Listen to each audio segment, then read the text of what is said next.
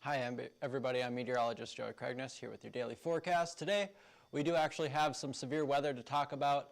First up today, severe risk for parts of Louisiana, Arkansas, and Tennessee. Could see some hail and wind out of that. We'll talk about that later.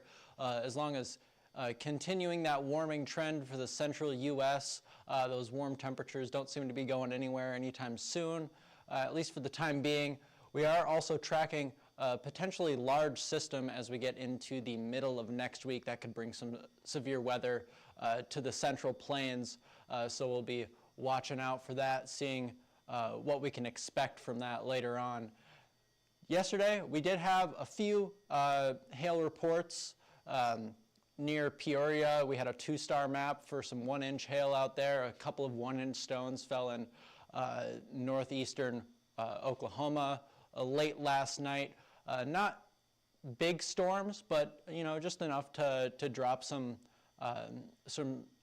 barely severe hail out there, and enough to give us a 2-star map out in Illinois. Not expecting a whole lot of that today, but we do still have a chance for some severe weather.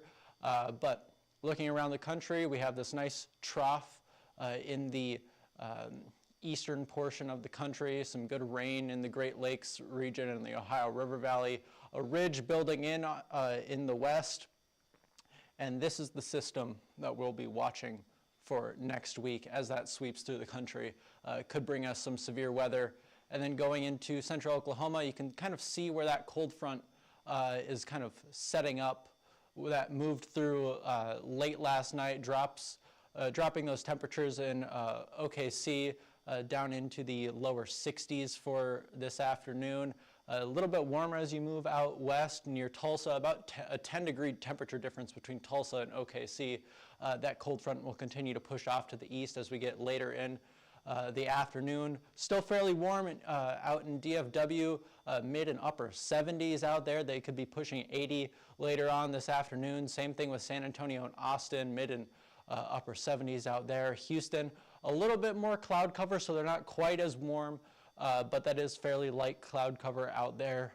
So they will still be warming up just a little bit slower than the surrounding areas. And then along the Front Range, temperatures are a little bit more seasonable today than they have been for the past several days. Right now sitting in the mid and lower 30s, some snow showers moving through. Got a decently heavy band of snow setting up just east of Denver right now. Snow for the higher elevations. So a little bit more seasonable out there than it has been for a little while. Looking at the future radar, we got some storms starting to set up in Arkansas later on this afternoon. Those will continue to progress off to the southeast as we get into the evening hours. And this is kind of the section that we're watching for that severe risk. It's looking like it'll start off relatively weak, could drop some severe hail, and then it'll strengthen as it moves into Memphis. They could get some severe wind and hail out of that. It'll start to bow out and then continue to push into Alabama later into the overnight hours. It'll lose some of that instability and heat that that it'll be working with later on this afternoon, so it'll start to weaken and probably drop below that severe threshold as you get into the overnight and early morning hours tomorrow.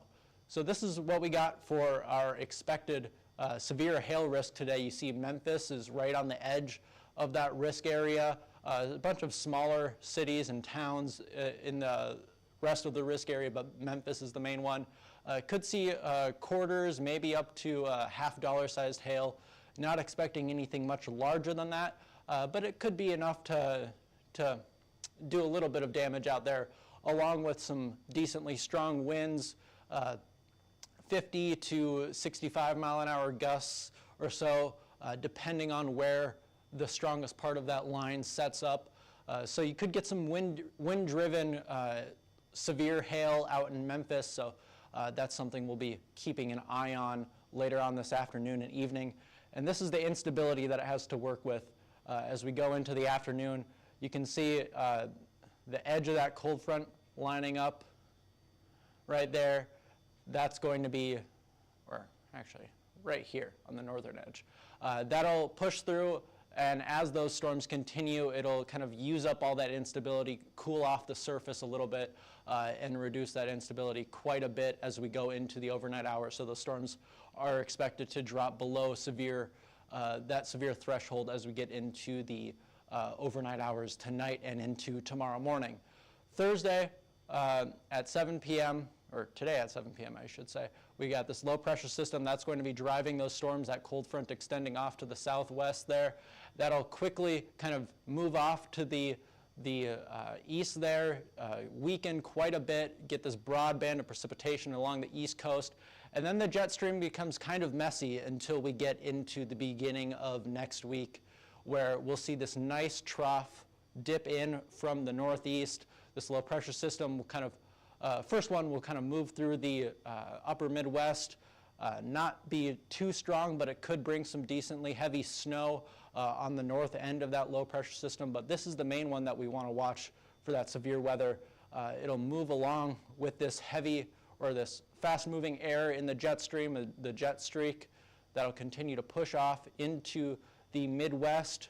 And you can see as this system continues to progress into Wednesday, we'll see a strengthening in the jet stream that'll provide a little bit more lift and wind shear for some of these storms to really get going.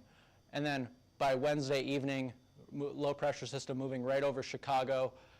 So we could see some severe weather over a good chunk of the central and eastern U.S. as we get into the middle of next week. Looking at our long-range, low-resolution model, we have some decently heavy rain across the Ohio River Valley in the southeast, some snow up in the northeast that'll continue to push off the coast as we get into the weekend. Then it will dry out a little bit until we get into Monday, and really into Tuesday is when we'll be watching for some heavier precipitation. Got this nice band of snow setting up over the Rockies and upper Midwest area. And then this is the severe area that we'll be watching for on Tuesday. So Chicago, right on the edge of that risk area, could see some hail, wind, still up in the air about tornadoes right now. This is still fairly far out, 6 to 7 days out. So just enough where we know that something could be coming, but not exactly enough to figure out exactly when, where, and how strong it'll be. So a lot of details still up in the air. That risk area will progress off to the east as we move into Wednesday, expecting Thursday and Friday another couple of risk areas probably along the east coast and the southeast U.S. With this system. So we'll be watching out for that later on. And speaking of Chicago severe weather, Raising Hail Tour 2024, we have our last show of this year on Tuesday next week, so perfectly lined up with that severe risk area out there. So come by, say hi.